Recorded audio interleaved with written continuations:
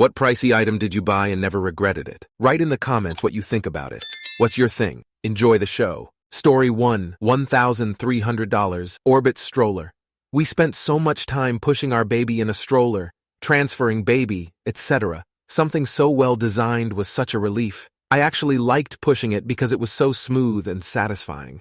Transferring the baby was an ease, and all the features made it so much worth it, even though we only used it for about 2 years. The worst part is that I had no one to give it to, so we just threw it away. It was so in good condition, too. I ended up buying the same stroller 6 years later, only to throw that one away, too. We're done with kids now, though. Story 2, Real Instruments for My Children.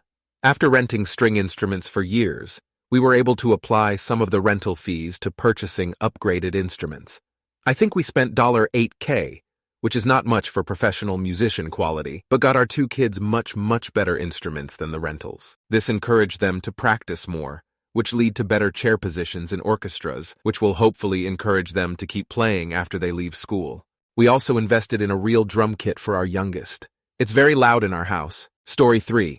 Back in 2022, a big-ass house with a pool in a super nice neighborhood. It was getting close to pushing our buying limits, and we had the cash to buy a basic house outright, but I'm so glad we didn't go small like our last house. The kids have the space to run around inside and out, a 1,200 SF playroom that now has a whole jungle gym in it. I'm not worried if they want to go play in the front or ride their bikes on the street, and our favorite, we spend hours each day in or by the pool. I don't regret it one bit because we really enjoy our house, which is something we couldn't say about our last house. Story 4. We splurged on the Uppa Baby Vista Vive 2 stroller, $2,000 here, for our daughter. It's been worth every cent. It turns on a dime, handles most of the terrain we've chucked it at, and has a huge cargo basket. Plus, the bassinet setting is rated for overnight sleep, so we would walk her around the block to sleep, then wheel it down to the bedroom. She slept much better than in her Moses basket. Story 5, Vespa GTS 300. Best vehicle I've ever owned. Cheat code for Bay Area traffic and can handle freeways easily. The open footwell design, allowing air to pass through, and aerodynamic styling make it even better on gusty Bay Area bridges than my motorcycle. It is also easy to park in tiny edge spaces. In a pinch, I can even park it on sidewalks since cops seem to give scooters a pass for parking on sidewalks. It carries 2 to 3 bags of groceries in the footwell, 1 under the seat, 1 in a top case, and if you carry a backpack, that means 6 bags of groceries. I haven't driven my car in months, and I only use more motorcycle when I need to leave the Bay Area or just want to keep it from sitting. Story 6. My car. Hemi Charger, a little pricier than a newer commuter car, reliable Honda, Toyota, Nissan, but not much at all. I'm a car guy, married and had a kid in the last few years. All of my money goes to bills/groceries/rent, etc. You get the point. It's the only thing I have to myself that I get to use a few times a day. Alone, commuting to and from work or running an errand. Nice open stretch of road. Open her up and listen to her growl like a mountain lion. It will throw you right back in your seat. It's very mechanical, yet smooth, and you feel and hear the tires gripping or re-gripping, transmission shifting, the power in a simple adjustment of your big toe on the gas pedal. Poetry in motion, my friends. Also the nicest car I've ever owned. I get head nods and compliments from fellow dads of the road. I drive her pretty safe so I can get home to my family in one piece, but you can still have fun driving it hard but not dangerously. Anyone considering this, do it. You will not regret it if you can afford it. Story 7.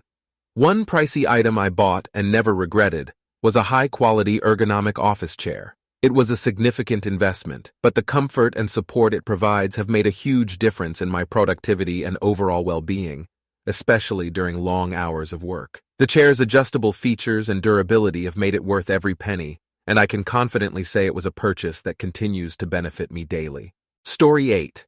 I didn't see the James Bond movie that introduced Pierce Brosnan as the new Bond when it first was released, so I was not aware of the newly designed Omega Seamaster Professional Divers watch Pierce was wearing for quite some time. But when I did OMFG, the effect that watch had on me was profound, to say the least. Every time I saw that watch, I knew, without a doubt, that one day I would have $4,800 of disposable income dollars to spend on that watch, and not have to skip a house payment to do so. And not more than 2 years later, the company I worked for just wrapped up a banner year, and a banner year means a banner bonus. Yep, you guessed it, 5K, and I was on my way.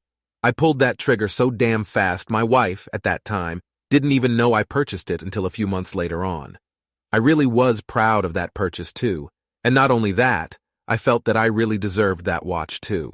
Unfortunately, so did my oldest son, who grabbed it right off the kitchen counter where I took it off and left it while doing the dishes one night, and ran right out the front door with it and straight to his meth dealer house.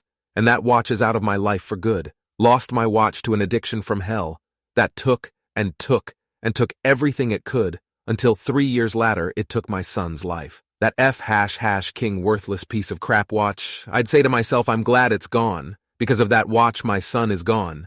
But of course that wasn't the reason why. It was me and my blind ambition that wouldn't let me stop long enough to see that my was in trouble until it was too late to do anything about it. Neglect is evil because it doesn't care of what or who you're neglecting, just as long as it keeps you focused on what you thought was important, so you can't see what is really important to you, has slipped away from you for good. And meth is still standing tall, seemingly not going away anytime soon. Sometimes life makes no sense at all. Story 9.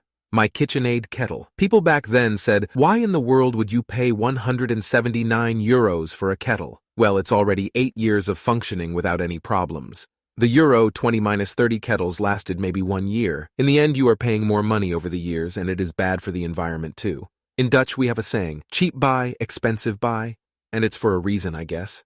Story 10. I wouldn't call it pricey now, since I'm doing better financially, but back when I bought it, it was. Exactly a year ago, I got a membership to the botanical gardens in my area, and it absolutely changed my life. I got my money's worth in about a week of going back then because I would go all the time. Still, till this day, it is my favorite place to be, and I go just about daily, if not every other day. Just renewed my membership last week. LOL, best $70 I've ever spent. Story 11. I bought these big-ass solar panels, 125 batteries, and the rest of the equipment, and set it up to run all the exterior lights outside of my house.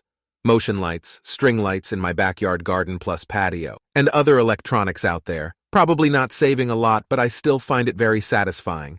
Also, the power went out late last year in my neighborhood, and I just sat in my backyard with my dogs with the lights going, watching TV on my tablet I was charging with my setup. Pretty cool. Story 12. Laser hair removal on legs and underarms, which was about $2K 10 years ago. It hurt so much, but it was a game changer. Before I was booking waxes every 2 months or rushing to book before an event or holiday, which was around 150 pounds per session and also extremely painful. Now I don't have to think about it. I removed the hair along with the planning. In an ideal world, I wouldn't have had to do any of this. But however body positive you are, the reality is that body hair on a woman is still not widely considered acceptable, sadly, especially if you work in corporate jobs. Say Story 13. Not like a gazillion dollars, but still not cheap per se. Hybrid mattress from Silk and Snow, as well as their Egyptian cotton sheets. Best mattress I've ever had, and the sheets are so soft and keep me cool. Cannot recommend them enough if you're located in Canada. No idea if they ship abroad. Electric milk frother. I use it daily, sometimes twice daily, every single day, for both hot foam and cold. I spent $120 on a Verissimo one back in the day, and that thing lasted a decade and got so much use. The one I have now is cheaper, but is a workhorse. A high-end vacuum. The first time I used a Dyson, I was shocked at the results. I now have a Shark and hate it, and am going back to Dyson. My allergies decreased almost instantly, and it kept my carpet incredibly clean. Good quality air purifier. It has saved me during wildfire season, especially during lockdown. I can't live without one. Story 14. Instant Pot, which was pricey at my current budget at the time. Saved so much time and money on food, plus eating better. While it has its limits on what it can cook, the ability to set it and walk away, with more versatility than a slow cooker, has been incredible. I've never needed more than the base model. I just replaced the lid for full gasket replacement after 8 years. Latest Pricey, no regrets. Professional steam injection wet vacuum. I steam cleaned my mini split AC, shampooed, steamed, and vacuumed an old chair so it looks amazing. And the gunk in my oven just wipes off after a steam hit. Continuous fill, no waiting for parts to cool. My next target is my car upholstery. I think every person who loves clean, especially if you are sensitive or don't like chemicals, should consider one. Story 15. My Dyson Airwrap. I would have never spent so much money on a hairdryer, but it was somehow a big treat for me after a really difficult time.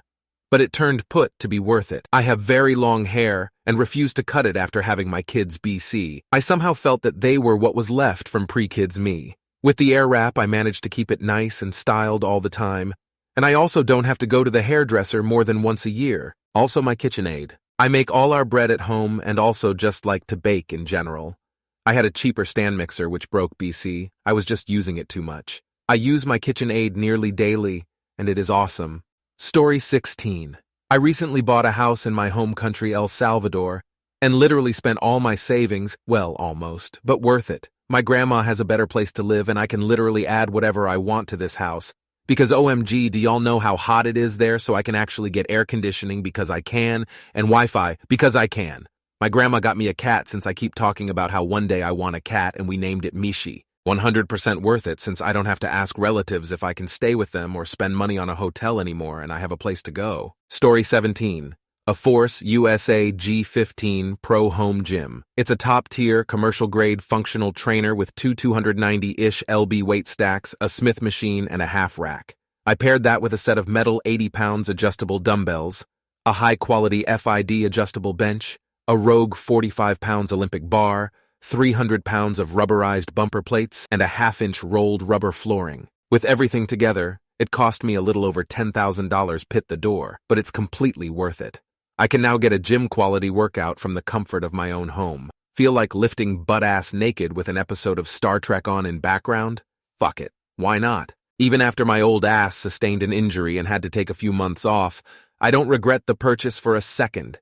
It's been transformative. Story 18. Man, it may not seem like a lot, but I found a large taxidermic lobster at an antique shop in a wood display case. The price was $108, and for some reason I felt like I needed to have it. Panulirus ornatus is the scientific name of this specimen, yet its brass label read Paulirus ornatus, and so it gained the nickname of Paul. Paul stuck with me through a few moves and a few relationships. I often introduced guests to Paul and explained that he was the best roommate I could ask for. Paul survived without any damage for years, until sadly I had him propped up next to a wall, but not close enough to not fall over. One of my cats had run by and knocked into him. The whole thing was just wrong place, wrong time for old Paul. His shell had shattered, his abdomen and tail detached. Still, I kept him for a little longer. For some reason, this eclectic decoration piece held some deeper sentimental value, but his exoskeleton had cracked more and more. The frailty only grew as the larger pieces began to separate. Eventually, I had begun another move and was getting rid of some belongings. I looked at Paul for a good while and weighed out the options in front of me. Eventually, I settled on getting rid of him, no proper burial or anything. He went in with the rest of the stuff in the dumpster. I often wonder if I should have done it. The gravity of that choice has only grown heavier with time, but why should I care this much? After all, it was just another strange wall decoration, wasn't he? Story 19. At present, it's two things. 1. Installing and financing solar panels on our house. Even in 110+ degree heat like we've been experiencing, DC area, so 110 feels like temperature with humidity, our electric bill since late May averages out to $8 a month. Even with financing payments, we're still saving $100-ish a month on utilities this time a year ago. 2. Wife and I did our honeymoon in Patagonia last year. I did not buy a proper rain jacket prior to trip. Our hiking guide said, go get one. We stop at a gear shop in El Chalten, and I find a rain jacket from an Argentine brand, best comparison is their Arc'teryx, that fits me perfectly and is waterproof. I do the currency conversion in my head, and it's a price I'm willing to pay, so I buy it. We get back to our hotel, and I check my credit card. I see a charge for 3x the price I thought I paid. I check official currency conversion and realized I goofed in my math. A jacket I thought was $150 USD was actually $450 USD. But shop gave me the unofficial conversion. If you've been to Argentina, you know there's the official exchange and the black market exchange. So it was still half of what this jacket should have cost me, $900 USD. Our last day of hiking, we dealt with 60 miles per hour winds and non-stop rain. That jacket kept my torso bone dry. Not one bit of rain seeped into my middle or base layers. I since have thrifted into a few more pieces from that brand, and all of them are more than up to snuff. Story 20. My cat. Granted, I rescued her when she was a kitten, but I made a commitment to care and provide for her no matter what. I would do anything for her. Yesterday was her gotcha day, and I've had her for 5 years now. She's my best friend and has been there with me through 4 moves, a devastating breakup, and the loss of my dad and everything in between. Her love is unwavering. She's my soul baby. Story 21, $130 indoor trampoline for my toddler. My toddler outgrew the small one with a bar handle, so we looked for a bigger one on Amazon. We found 3 different sizes that were bigger. We joked about getting the biggest one, but then just went with it. It takes up a bit more room than we wanted at first, after seeing how much my toddler uses it. I'm honestly so glad we went with it. It's the perfect indoor way to burn all the energy my toddler has. It has helped so much with bedtime and less destruction overall. Story 22 solar panels for our home. Bought it 2 years ago. Saved us about $8K in taxes. Electric rates have nearly doubled since then. We run our AC most of the time. We've had 100+ degree highs for over a week, and it's not forecasted to end for several more weeks. Our utility bill in the summer is about $50/month, which is all for natural gas. That runs our stovetop range, water heater, gas grill, outdoor fire pit, etc. Best $26K we ever spent. The payback period shrinks every time the electric rates go up. Originally, it was about 24 years, that's now about 17. We were able to pay cash, so no finance charges. Although rates were so low back then, we should have. Story 23 Starlink. We travel a lot in our RV, and it totally changed the game. No more relying on spotty cell coverage and quirky hotspots.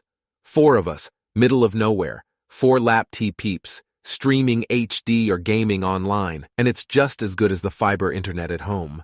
Granted, you need 0 obstructions for it to work that well, but we travel mostly in the SW anyway, where trees aren't much of an issue. The dish is also tough as nails. Ours survived being blown over twice in strong wind, hail, and even being mauled by a curious bull. Thank you very much for watching. If you liked the video, like it.